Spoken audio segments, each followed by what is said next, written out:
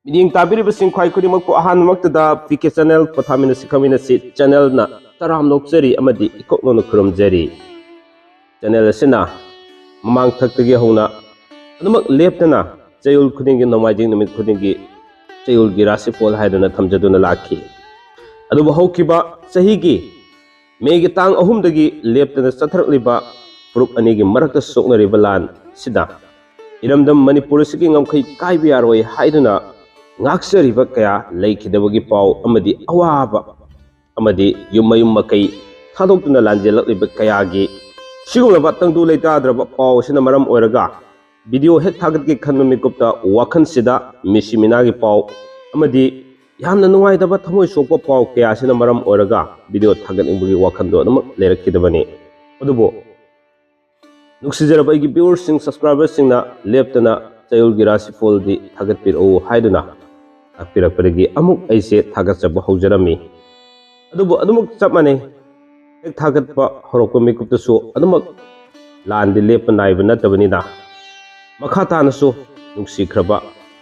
iramdam manipur gi sakam kaibi yaroi haituna ngakliba khun ngakliba amadi athauba kaya leikidabagi pausi adumak leptana tarakpa mikuptagi makha tanasu video si thagatningbagi asa ukide thagatningbagi wakhanju faukide sigumla batangdu leitadana lerakpa kaya sina maram oraga ngasidi kari leibano khangdre election maya lakpagira irangse khangnem nemthaki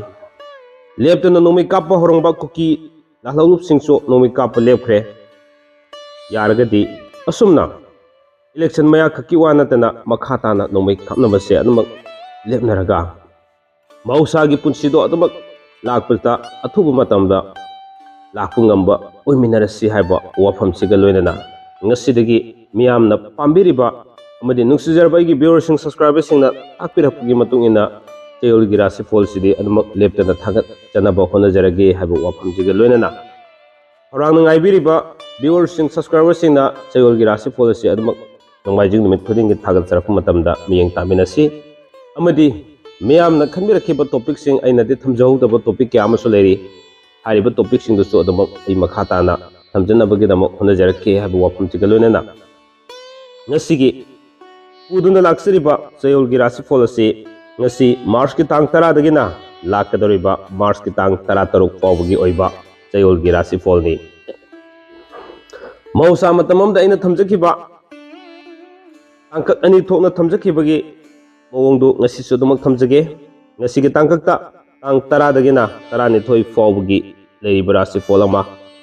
dugu lemhoriba tang 13 dagina 13 fawbagi leiriba rasi fol thamjaraba matungda rasi fol khudimaki oiba haksangi mahigi loinana pakhang lesabisingi kari fol leri haibado udol tamjage mahusagumna mes rasi fol dagi haujare haraga mathang manau naina adumak chachajaraga aroibida min rasi fol lokasarga losinjagadabani pare miyamna khorang ngainariba ngasigi chayul gi rasi fol da bayam mai onsin minarasi loinana nungareba paujel amatanga miyamda thamjari madudi aise diabetes nabane ado diabetes nabdagi lojawai dakne si sabdagi hana leramba anabdagi hawrena hena ine para hana naramisi kari isada nuai da kari lege isada nuai ta se hana angang oini da heart khorame ado se atudi funre funro tungda hakjang ke sokthaba sum tarakpadagi amaina sum mapan thokpado sum toy malakpadagi tang chene chapada diabetes naramadi khangmane ado doctor gi hidak phane thare adu handaga kawdi songlai gi si charu batiki doctor gi hidak se si cha jinge da doctor hidak se kyam kuni charamge doctor hidak se amma makhai dang atan hidak se koi tha ahum chabde darka lei adu makha tana tha ahum si charagadi hakjang si kamai tawdu mange nào thì cũng có cái đấy có cái đó mà lấy mà có số có cái này thao hôm nhiều chúng em phao bisi ai có adu makha ta na mayam da sumaina diabetes na basing ahan sing na sing am leri ko makoi sing dadi koi gi sigi padu life ki hidak sing sina si phare de khangbi re ko tei na re bising da kari kari paujen pining ge ꯅꯥꯔꯤꯕꯁꯤꯡꯁꯦ company ꯃꯌꯥꯝꯗꯤ ꯊꯦꯡꯅꯔꯝꯒꯅꯤ ꯑꯗꯨꯕꯨ ꯀꯝꯄꯅꯤꯁꯤ ꯄꯜꯂꯨꯕ ꯃꯇꯝꯗ ꯃꯣꯏꯗꯤ ꯍꯦꯛꯇ ꯊꯩꯔ ꯆꯠꯂꯦ ꯗꯣꯛꯇꯔꯅ ꯑꯌꯥꯝꯕ ꯆꯠꯂꯦ ꯑꯗꯣ ꯗꯣꯛꯇꯔꯗ ꯆꯠꯂꯕꯁꯨ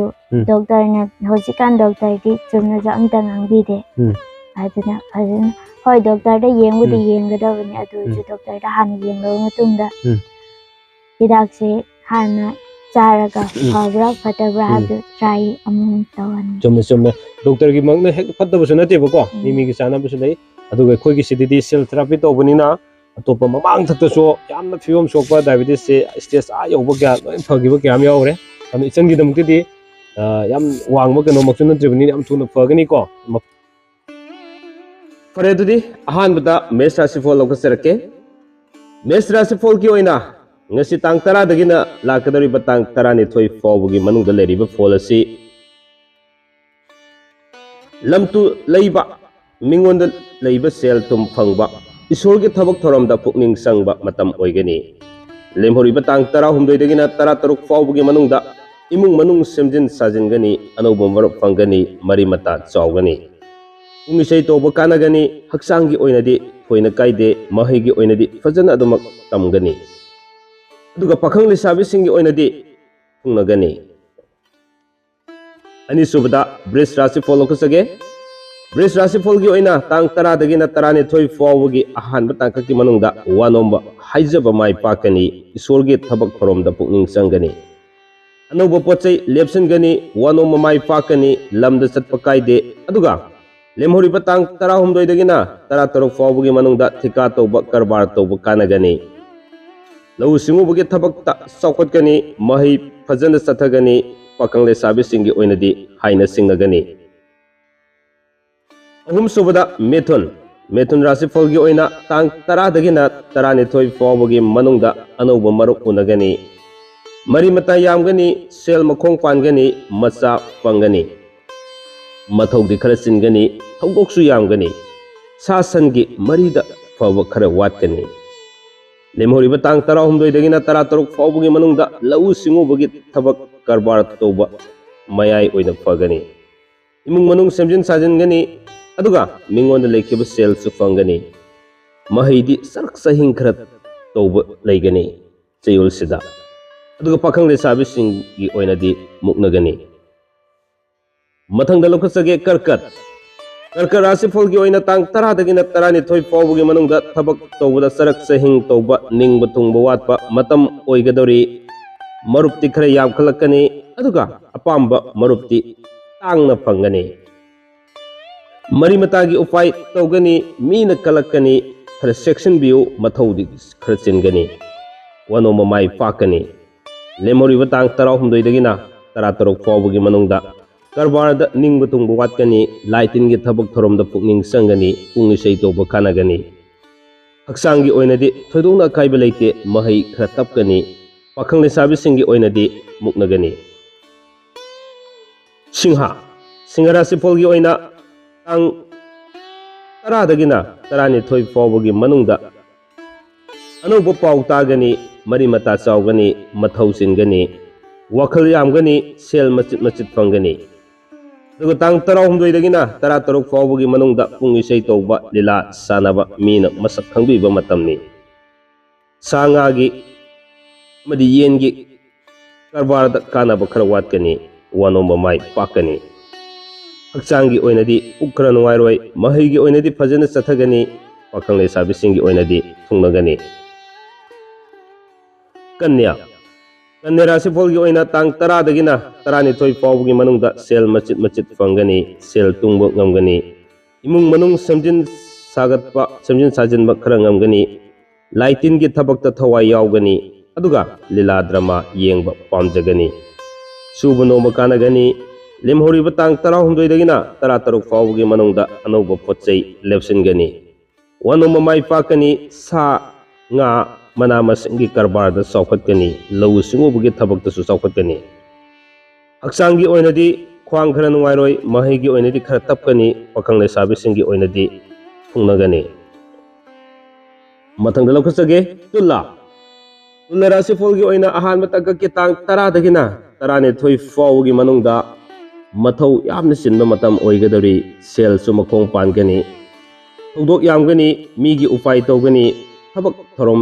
khudingda ningba thungba watgani lam kallabadi mai pakani lemhori batang 16 dagina 13 fawbagi manungda mari matagi upai tawgani sorgi thabak thoromda pukning sangani karbardi sarak sahing tawi mahai tambagi thabakta ningba thungde haksangi oinadi thoidong akaiba leite aduga pakhang lesabi singi oinadi muknagani Brisik rasi folgi oina tang 10 dagi 12 fawbagi manungda pochai tahauba mangba tawgani wakhal mathakar sagani selthum makong pangani migi upai tawgani pungi sei tawba mingchat fangani aduga tang 16 dagina 13 fawbagi manungda laitin gi thabak thawai yaugani karbar tawba sel mangani mahai tambada ningba thungbu khara watli marup ki mafamda faba thoina watli haksangi oinadi khwang khara nuwairoi khu su nuwairoi aduga mahai gi oinadi ningba thungbada khara watli pakhang lesabi singi oinadi sakri khara tawgani dhanu rasi folgi oina tang 10 dagi 12 fawgi manungda marup mapanga unna thabak tawminaba ngamgani laibak yengbagi thabakta sel mangani panduna laikiba sel masjid oina fangani mari mata yumda thunglagani lemhori batang 16 dagina 13 fawgi manungda lila drama yengba sanaba pamba matam oigadori karbar tawba sel mangani haksangi oinadi thoidong akaiba leite mahai fajana chatli pakhang lesabi singi oinadi marai khara tawnagani makar rasi folgi oina tang 10 dagi 12 fawgi manungda haksang nuai eroi hamungda leiba pamgani sel tanba karbar tawba ningba thungde mari mata marup mapangdagi mateng fangani tang 16 dagina 13 fawgi manungda imung manung semgat sagatpa khara tapna ngamgani mahai su tapkani pham hongdo hongjin tawgani sel su makong pangani haksangi oinadi kok khara nuwairoi pakhang lesabi singi oinadi muknagani kumba rasi folgi oina tang 10 dagi 12 fawbagi manungda wakhal yamba mathau yamba sel makong panba matam oigani thabak thoromda ningba thungba watli imung manung semgat sagatpa watli aduga tang 16 dagina 13 fawbagi manungda karbar sarak sahing tawba mahai tamba ningba thungdaba pungi sei tawbada kanaba di khara fangani mina masak khangbiba matam oigani haksangi oinadi thoidong akaiba leite mahai gi oinadi makhatana fajana chathari aduga pakhang lesabi singi oinadi muknagani sumna hamjariba sayol gi rasi fol sigi aroibada minna rasi fol paikasage ang 10 dagina 12 fawgi manungda macha masu fangba sel lan fangba suba nomba kanaba matam oi pam hongdo hongjin tawgani aduga lemhori patang 16 dagina 13 fawgi manungda lamda satpat thoina kaidaba matam oigani karbar su saukatba matam oigani mahai fajana chatkani mingona lekhiba sel fangani haksangi oinadi khu khara nungairoi mahai gi oinadi panba khara leigani pakhang lesabi singi oinadi thungnagani asumna hamjariba chayul gi rasi fol asi matang aswaida tension janabagi tanjadu logjage miyamna pambiba amadi nuksijarba viewers sing subscribers sing takpirakpagi matungina hojikti makhatana tongan ba video so dum khara thagatsanaba honajarage chayul gi rasi fol so leptana thagatsanabagi damak angamba thakta honajarake haiba wafam siga loinana ngasigi thamjariba chayul gi rasi fol asibu loiba phawba thabiba amadi miyeng tabibagi damak channel asigi market gi ngamkhoi leitana thagatsaw phongdokchari kanglei pakna yai fare